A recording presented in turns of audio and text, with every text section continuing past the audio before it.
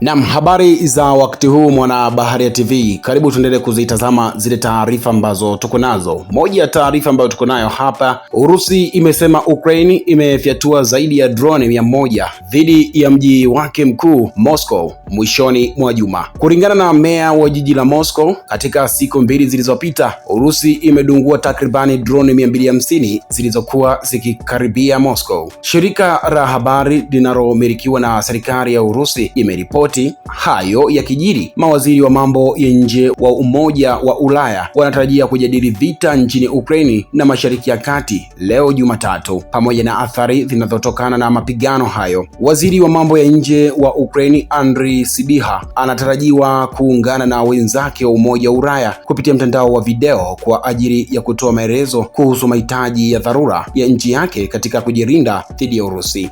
Napitia jumbe mbili ambazo tuko nazo hapa studio za watazamaji ambao wametoa maoni yao kuhusiana na hii habari. Mmoja anasema vita kati ya Urusi na Ukraine vinaendelea kuleta hofu kubwa duniani.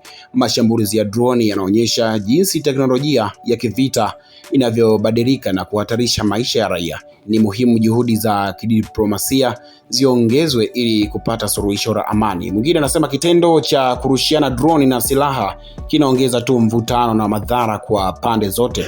Ushirikiano wa kimataifa hasa kupitia Umoja wa Ulaya unaweza kusaidia kutafuta njia ya kumaliza vita badala ya kuendelea na mashambulizi.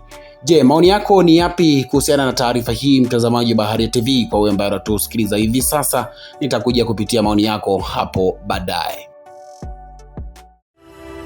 Asante kwa kuifuatilia Baharia TV. Usisahau kulike, kusubscribe, kucomment na kushare.